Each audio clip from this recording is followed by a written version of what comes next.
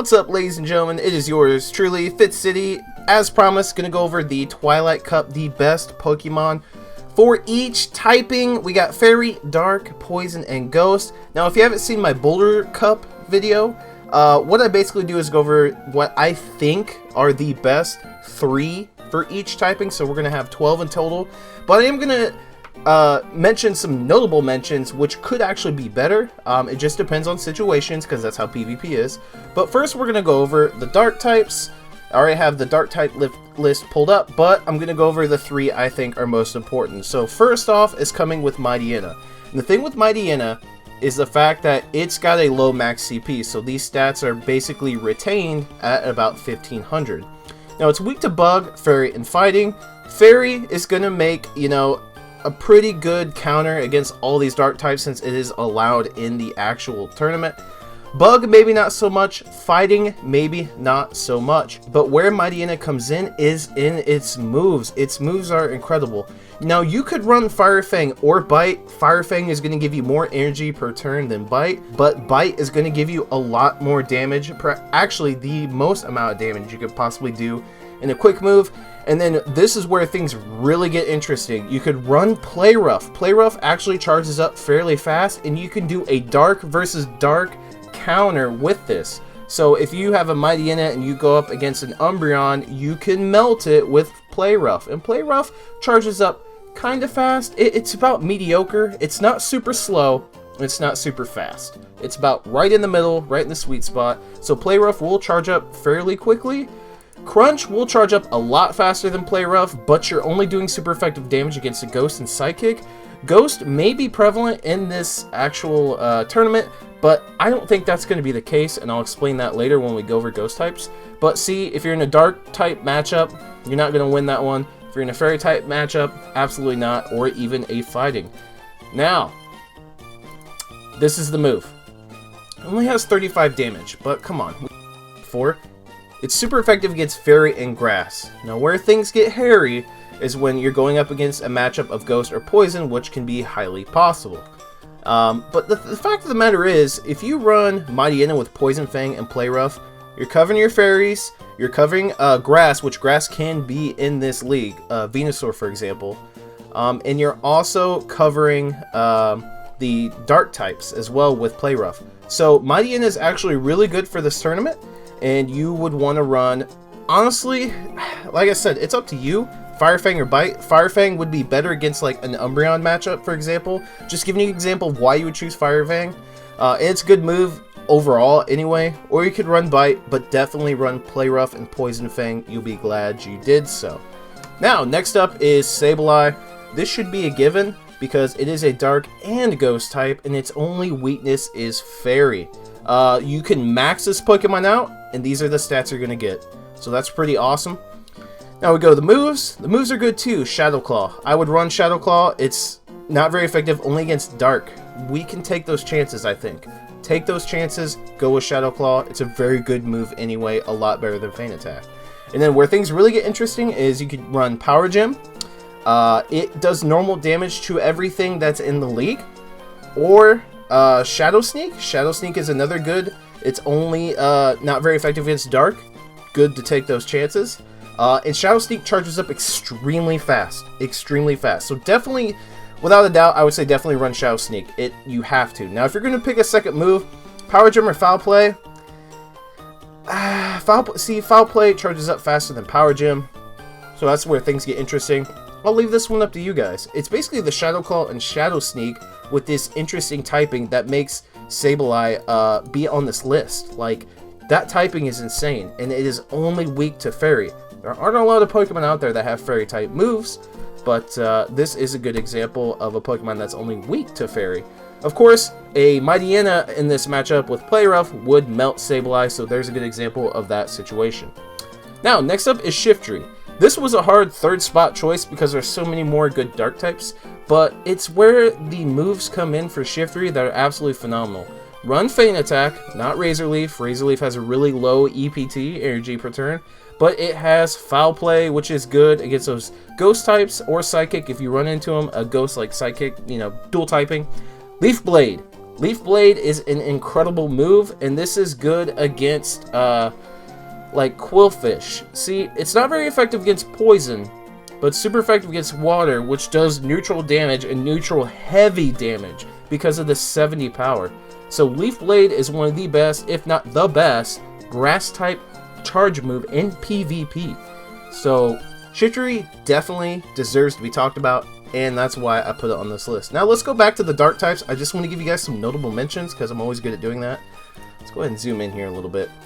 Murkrow, no, I wouldn't run Murkrow. Alolan Raticate. Alolan Raticate, absolutely. You can max it out. The moves, you want to run Quick Attack is a really, really high EPT with Hyper Fang and Crunch. So there's that one. Let's see, Skuntank. Skuntank is another good one. Honchkrow, maybe not so much. Crawdaunt is another good one. We'll go ahead and look at the moves real quick here as a dark type Pokemon. You want to run Snarl with Bubble Beam and Night Slash. Definitely two really, really, really quick charging moves because they're both 3-bar charge moves. So Crawdaunt is a good choice as a dark type. Sharpedo is very good. See, here's the thing, like, there's a lot of notable mentions, and that's the issue with this tournament. There's a lot of good Pokemon, because with Sharpedo you can run Wonderfall, which slightly has higher EPT than Bite, and then Crunch with Ghost, Ghost coverage, and then Poison Fang with Fairy coverage. This means you could throw Sharpedo against an Azumarill and whip its butt. That's what I'm trying to say. This is insane. So Sharpedo, definitely another good notable mention. Please look over the list and look over the moves for the dark type category. There are a ton of good Pokemon. Cacturne is another one. You want to definitely look over the moves, and the moves that have high EPT for quick moves, and charge moves that are like 3 bars or 2 bars that charge up really fast. Dark typings, there's a lot of good Pokemon in there, so definitely take a look. I did go over a few. Now, let's go into the Ghost types. Ghost types, Spiritomb, and what do you know? It's only weak to Fairy, but its moves are pretty good. Sucker Punch or Feint Attack. I think Feint Attack has a higher EPT. I could be wrong on that. I'm going to have to look into it. But Ominous Wind and Shadow Sneak both charge up really fast, and so does Shadow Ball. Shadow Ball, for a 2-bar charge move, charges up pretty fast. It's kind of strange. So definitely run Shadow Ball, and then I would run Shadow Sneak. I do believe it's faster than Ominous Wind. So you're kind of going up against a Ghost matchup for the most part, but the thing is about Spiritomb is its stats too. Not only being only weak to Fairy, it maxes out at about 2,000, so you retain these stats pretty well. It's a pretty good Pokemon. Now, next up, Alolan Marowak. You guys probably saw this coming. Also a Pokemon that maxes out pretty low. Let's go over the moves. Hex.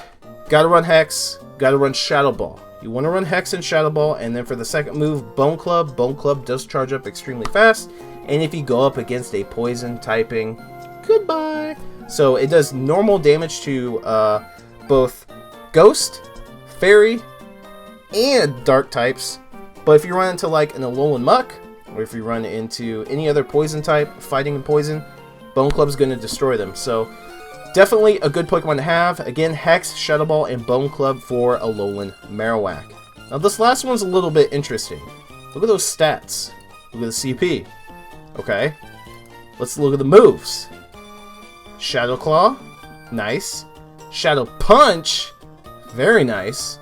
And then you can run Dark Pulse or Sludge Bomb. It's entirely up to you. Me personally, I'd run Sludge Bomb so you can cover those fairies. I think Azumarill is going to be a very, very common Pokemon to run into. But the thing about Ghost types, which I meant to go into since I mentioned it earlier, is they're weak to Dark, Ghost, in this case Psychic because of the poison.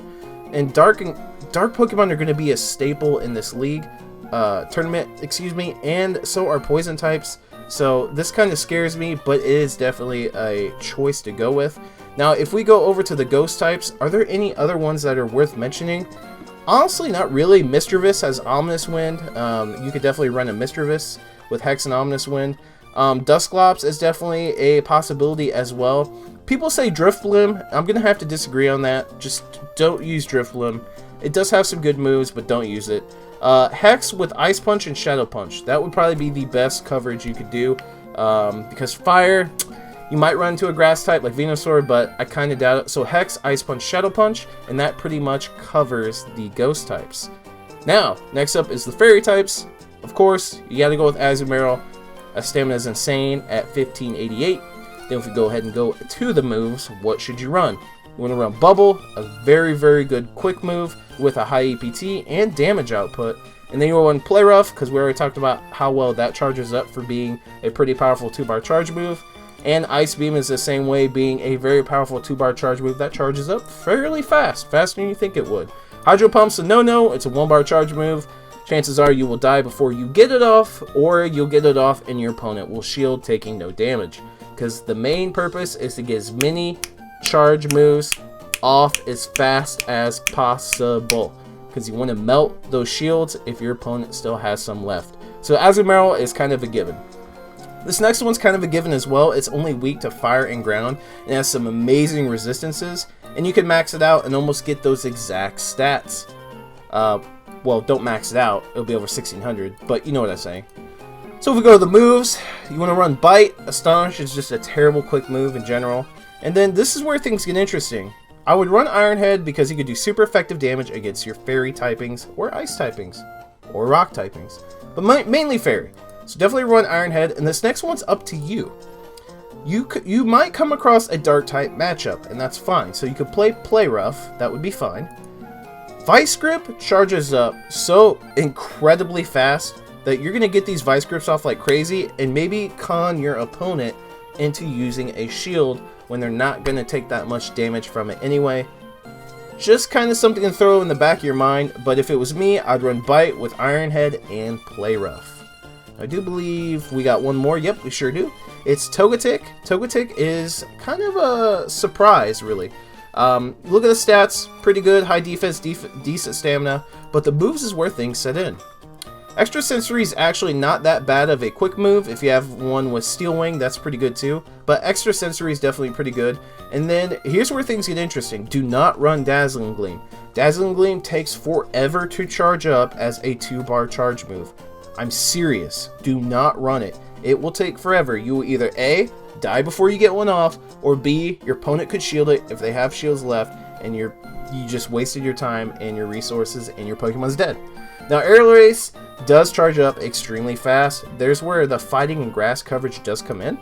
And then Ancient Power also covers some other typings as well, but this charges up extremely fast, just like Leaf Blade. So Ancient Power, Aerial Ace, you'll definitely surprise your opponent, and you'll be melting their shields because these two charge moves charge up extremely fast. Now, if we go to the fairy types real quick, are there any other notable mentions? Honestly, not really. As I looked through this list, this was kind of a hard choice. Wigglytuff does not have any viable moves or options. Mr. Mime, not really.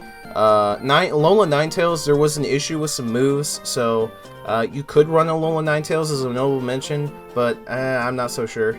Now, Granbull can be actually a good choice because of its moves. It's a very tanky Pokemon and deals good damage as well. You'd run Snarl with Play Rough and Crunch. That would be the setup you would want with Granbull. So not really very many notable mentions for Fairy. Alola Ninetales, look into it, test it out, and Granbull, I would say do the same. Granbull and Alola Ninetales, I think, shine a little bit better in the Ultra League than they do the Great League. Now, lastly, Poison types. There's something interesting with Toxicroak, and I'm going to go over that right now. It's the fact that it has access to Mud Bomb, an extremely fast ground charging charge move that covers its own typing, Poison types. Like I said, Poison types are going to be dominant in this cup, so that's very interesting. And then you could run, you probably want to run Sludge Bomb for that Fairy coverage, right? Because you take super effective damage from Fairy moves since it's a fighting type. Well, no, excuse me, you'll take neutral damage because you're a Poison type as well. And I would run... Ooh, this is where things get really hairy. Counter super effective against dark types, right? That's great. Ice types, steel types, which would be Mawile, but it will do neutral damage since Mawile is a fairy. But see, it's not very effective against fairy types and poison types. So you're literally cooking with gas on that move. And then Poison Jab is around the same thing. Ghost, nope. Poison, nope. Steel, if it's Mawile, nope.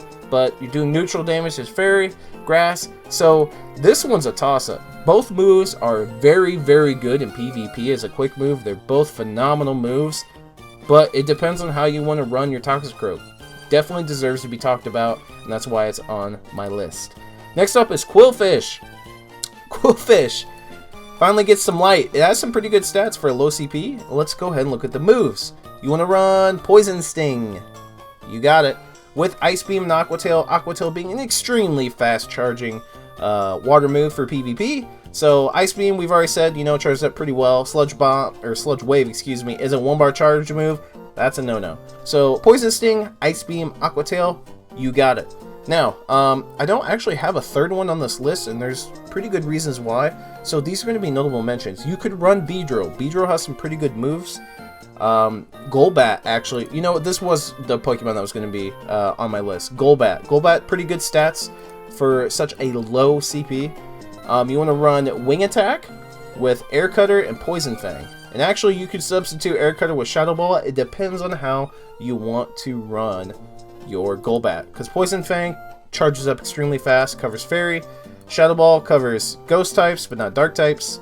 And I believe Poison Fang... Okay, Poison Fang does normal damage to Dark types. Air Cutter does normal damage to everything in the actual league, you know, itself. So, it's up to you, but Wing Attack... and then whatever you want, because that's how viable Golbat is. Now going back and looking at some notable mentions, this list is massive. Venomoth, you can even find an argument for Venomoth. Tentacruel. Thing is with Tentacruel is its moves. Its moves suck. It has all 1-bar charge moves. I've already iterated it enough how terrible that is in PvP. So I think I saw it on Pokebattler as being one of the options.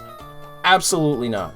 Do not always take for granted what you see on Pokebattler or any other website, even the GoHub sometimes. Because you just never know. Just because statistics say one thing, actually doing it yourself is a whole nother thing. PvP is situational. If your opponent doesn't have any shields and you throw Tentacruel out, yeah, you're going to slaughter it because you have 1-bar charge moves that will guarantee landing. But we're not thinking about that. You get 2 shields. So you want to make sure you melt those as fast as possible. So Tentacruel, absolutely not. Alolan Muck, absolutely, because of its moves. It's already a tanky Pokemon as is, and you run Poison Jab with Dark Pulse. This is the money shot right here, is Dark Pulse, because it charges up fairly quickly, 2-bar charge move. But the thing is do you want to run a 1-bar secondary move? No, you don't, because you'll be able to fire off 2 Dark Pulses before you can get off one of these, and vice versa to your opponent firing off 2 moves to your 1 against you. So, I hope I've stressed that enough, but that's pretty much it. Those are all the Pokemon. As always, do a little bit of your own research, but these are the Pokemon I think are some of the best possible choices for each typing, because you want to mold your team around certain situations of type advantages, and I explain those with the moves and why you should choose them and what they're good against and what they're not. So let me know in the comments down below if I missed any Pokemon, or if there's any Pokemon that you think definitely deserve to be on somebody's team. You'll definitely not only be helping me, but you'll be helping your fellow trainers as well that see this video. Smash that like button, subscribe if you haven't done so already. Be a part of the Fitz City fam. That's your boy Fitz City. I'm signing off. See you guys in the next Pokemon Go video.